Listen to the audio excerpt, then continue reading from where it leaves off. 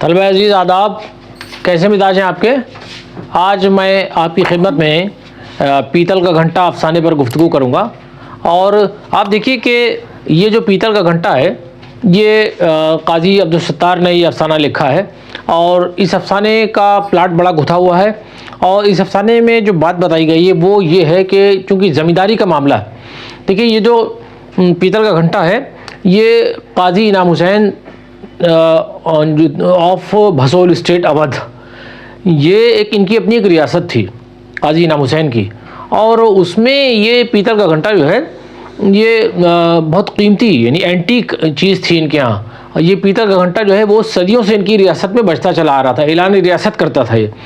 تو ایسا ہوا کہ افسانے کی شروعات یوں کرتے ہیں کہ ایک گاڑی ہے وہ چل ہی نہیں رہی ہے، اس میں کچھ دیہاتی لوگ بھی بیٹھے ہوئے ہیں، اور یہ پوچھا جا رہا ہے کہ ہمیں اس طرف جانا ہے، راستہ پوچھتے ہیں۔ تو بہرحال یہ کہ وہ ان کو یاد آتا ہے کہ ہاں مجھے ان کو اپنی شادی یاد آتی ہے نا۔ جو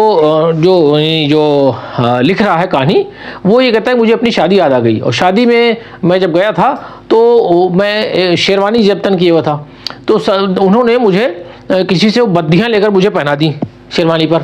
تو میں نے ان سے کہا کہ یہ شیروانی کافی نہیں تھی کیا؟ اب شیروانی یوں ہی خوبصورت ہوتی ہے، اس کے اوپر بدی اگر پہنا دی جائے تو وہ مزید، لیکن یہ کہ کہہ تو گئے وہ، اچھا وہ فرط شوق پہنا رہے تھے، وہ عذرائے محبت ان کے اوپر بدیاں پہنا رہے تھے ہیں، تو یہ پہنا دیتے ہیں۔ لیکن پھر بھی میں نے بھی پوچھا کہ یہ جنہوں نے بدیاں مجھے پہنائی ہیں یہ کون ہے؟ یہ تو کہنے کہ یہ ہیں قاضی انعام حسین آف بھسول اسٹیٹ کے جو ہے وہ راجہ ہیں، یہ اودھ کے۔ تو مجھے اپنی شرمندگی پر بڑا جو ہے وہ یعنی احساس ہوا کہ مجھ سے گستاخی ہو گئی۔ تو اس گستاخی کو چھپانے کے لیے میں نے کیا کیا کہ جو ہے وہ کچھ ان کی خدمتیں کی، کچھ ان کے جو ہے اچھے سے ڈھنگ سے بولا، میں کچھ اور ان کے ساتھ میں اچھا سلوک کیا میں نے۔ لیکن یہ ہے کہ انہوں نے یہ کہا مجھ سے کہ تم جو ہے وہ ہمارے گھر آنا، اور اب تو تم ہمارے داماد بھی ہو گئے ہو۔ تو یہ انہوں نے مجھے ایک دعوت دی تھی، میں اسی ادھیڑ بن میں ان کے گھر جا رہا تھا۔ تو یوں افسانہ آگے بڑھتا ہے، اور گھر جا رہا تھا تو راستے میں مجھے جو ہے وہ اونچے آم کے درخت دکھائی دیے ہے نا، اور وہ بلڈنگس دکھائی دیں، عمارتیں دکھائی دیں، وہ عمارتیں بھی بالکل خستہ حال تھیں، مسجد نظر آتی ہے۔ تو یہ ساری چیزیں راستے میں جو ہے وہ ان کو نظر آتی ہیں۔ اس کے بعد جب وہ پہنچتے ہیں قریب، گھر کے قریب، تو وہاں سے جو ہے وہ جو قاضی صاحب ہیں وہ جو ہے ہمارا بیگ فوراً چھین کے فرط محبت مجھے اندر لے جاتے ہیں، فوراً اندر لے جا کے جو ہے وہ آواز دیتے ہیں اپنی بیگم کو کہ بھائی دیکھو، کہا اپنا صندوق رکھ دو، آ جاؤ دیکھو کوئی مہمان آیا۔ تو ہمارے لیے جو ہے وہ ساری جو ہے خاطر تواضع کی جاتی ہے، اور مجھ سے کہا جاتا ہے کہ جو ہے وہ آپ جو ہے وہ آئیے غسل کر لیجئے۔ تو مجھے غسل کرنے کے لیے کمرے میں لے آیا جاتا ہے۔ تو میں کمرے میں جب جاتا ہوں تو کمرے میں یہ کہتے ہیں کہ یہاں آپ پردہ کھینچ لیجئے، اور یہاں چمگادڑ نہیں آئیں گے، آپ ڈریے مت۔ تو میرے نہانے کا بندوبست ہوتا ہے، تو میں وہاں اس کمرے میں نہا رہا ہوتا ہے۔ تو وہاں جو ہے مجھے ایک گھنٹہ نظر آتا ہے، اور وہ دیکھتا ہوں وہ پیتل کا گھنٹہ ہے وہ، اور اس پر کھدا ہوا ہے نا، اس میں مونوگرام بھی بنا ہوا، بھسول اسٹیٹ آف اودھ یہ بھی لکھا ہوا ہے۔ تو یہ اصل میں ان کی بڑی قیمتی چیز تھی، اینٹیک آئٹم تھا ان کی ریاست کا۔ تو یہ مجھے نظر آ جاتا ہے، تو میں دیکھتا ہوں اس کو پورے طرح سے، اور اس کو اٹھانے کی کوشش کرتا ہوں، وہ بڑا وزنی ہوتا ہے، وہ مجھ سے اٹھتا ہی نہیں ہے۔ بہرحال یہ کہ میں وہاں سے فارغ ہو کے، غسل سے فارغ ہو کے جب میں باہر آتا ہوں تو میرے لیے جو ہے وہ انواع اقسام کے کھانے چنائے جاتے ہیں، میری بڑی خدمت کی جاتی ہے۔ اسی طرح سے جو ہے وہ میرے جو ہے وہ جو ان کی بیوی ہوتی ہیں وہ میری بڑی خدمت کرتی ہیں، اور بہت زیادہ مجھ سے کہتی ہے کہ بیٹا یہ کھا لیجیے، یہ کھا لیجیے، بڑی اچھی اچھی چیزیں میرے لیے بناتی ہیں۔ اور وہ جو ہے جب میں رخصت ہونے لگتا ہوں وہاں سے، تو وہ مجھے جو ہے وہ کہتی ہیں کہ یہ لوگ کچھ پیسے مجھے دیتی ہیں کہ یہ پیسے تمہارے اپنے، اور یہ پیسے جو ہے وہ راستے کے سفر خرچ دے دیتی ہیں وہ۔ اور میں منع کرتا ہوں حالانکہ، لیکن پھر بھی وہ بضد ہے کہ نہیں یہ تم لیتے جاؤ، تم ایسے مہمان ہو ہمارے، اور یہ جو ہے طریقہ ہوتا ہے ہمارے یہاں کا۔ تو وہ اس کو جو ہے وہ ان کی ہماری جو ہے اس طرح سے خدمت کی جاتی ہے کہ میں نے ناشتہ کیا، رات میں کھانا کھایا، میں نے قیام کیا، اور چلتے وقت مجھے کچھ پیسے بھی دے دیے انہوں نے۔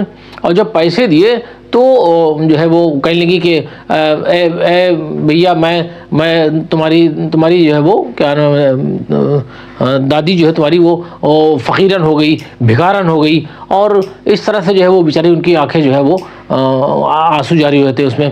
اور جب وہ ہمارا ان کا سامنا ہوتا ہے، ان کی قاضی انعام صاحب کی بیگم سے جب سامنا ہوتا ہے تو وہ جو ہے وہ یعنی جو دوپٹہ پہنے ہوتی ہیں، کپڑے پہنے ہوتی ہیں، اس میں پیمند لگا ہوتا ہے. ان کے یہاں کے جو برتن مجھے نظر آتے ہیں وہ بھی جو ہے بڑے یعنی چند برتن ہوتے ہیں، خالی چولہے پہ کھانا بن رہا ہے. تو اب آپ سوچ کے دیکھیے کہ ایک بڑی ریاست کے لوگ بیچارے یہ دونوں میاں بیوی ہے، اور ان کے گھر کا یہ حال ہے کہ گھر کا اثاثہ ہے وہ ختم ہو چکا ہے. تو غربت جو ہے وہ چیخ رہی ہے نا. اور جس کے کبھی ٹھاٹ باٹ تھے، کبھی کرفر سے رہتے تھے، ہے نا، ان کا یہ حال ہو گیا ہے کہ علاقے کی ساری جو ہے وہ عمارتیں جو ہیں وہ بالکل جو ہے وہ خستہ ہو چکی ہیں، ہے نا. تو اب ایسے میں آخری وقت چلتے وقت مجھے وہ کچھ پیسے دیتی ہیں، کہتی ہیں کہ یہ بھیا لے لو. میں پیسے لے لیتا ہوں، اور پیسے لے کے وہ مجھے جو ہے وہ قاضی صاحب مجھے رخصت کرنے کے لیے آتے ہیں. میں تانگے پہ چڑھ جاتا ہوں، اور تانگے پہ جب بیٹھتا ہوں تو راستے میں ہی گاؤں میں جو ہے وہ سیتاپور اودھ یعنی پڑتا ہے وہاں پر، وہ وہاں بسواں کا بھی ذکر ہے غالباً. بسواں وہ جگہ آتی ہے. وہاں سے میں جب تانگے پہ بیٹھ کے جا رہا ہوتا ہوں تو راستے میں مجھے جو ہے وہ ایک شاہوکار مل جاتے ہیں. وہ کہتے ہیں صاحب روکو ایسا، علی شاہ کر کے کہتے ہیں کہ صاحب مجھے بھی بیٹھنا ہے. تو وہ جب چڑھتے ہیں اور ان کے پاس جو ہے وہ نہیں، وہ ایک گھنٹے کے ساتھ چڑھتے ہیں، پیتل کے گھنٹے کے ساتھ میں.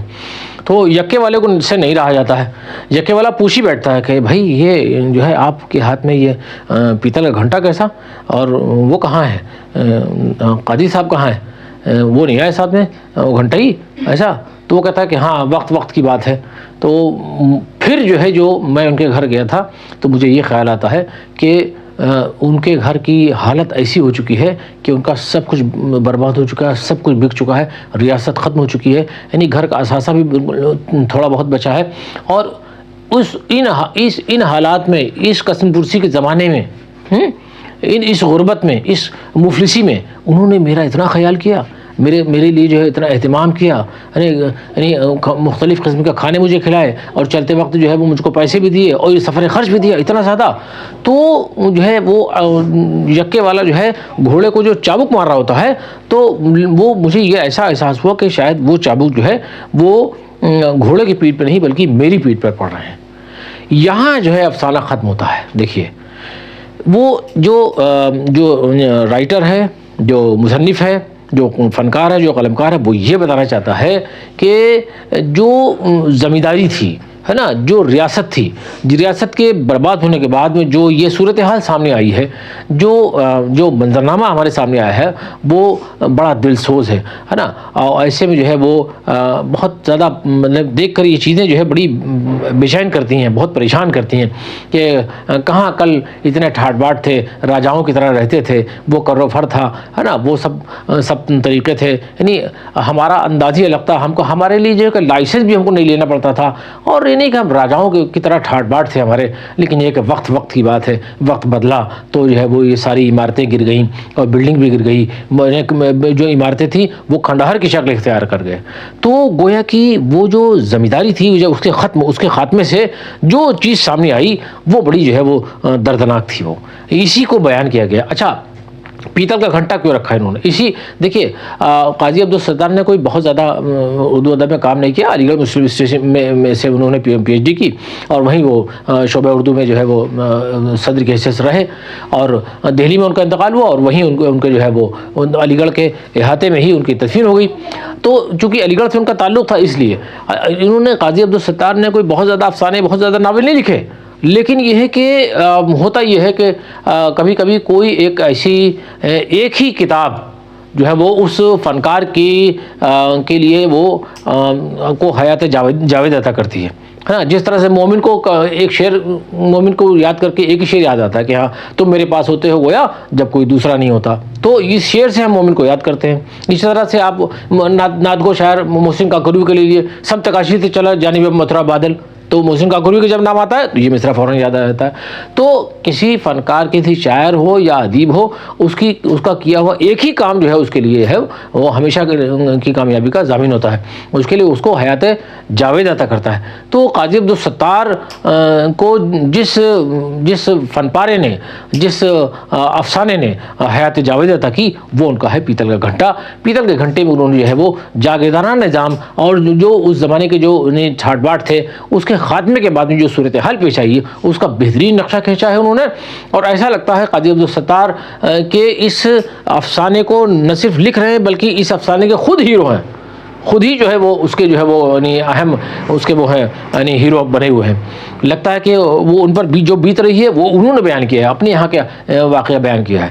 تو ہم اس کو بہت قریب سے جب محسوس کرتے ہیں تو واقعی میں بڑا جو ہے درد محسوس ہوتا ہے کہ ہاں واقعی میں کیا کسی کے آپ کے گھر میں اگر کوئی بہت اینٹیک آئٹم رکھا ہوا ہے, بہت قیمتی چیز رکھی ہوئی ہے, اور کوئی آپ کے پاس سے کوئی گزرتا, مان لیجیے کباڑی والا گزرتا ہے, وہ کہتا ہے کہ صاحب مجھے وہ دے دیے, آپ کیا دے دیں گے اسے؟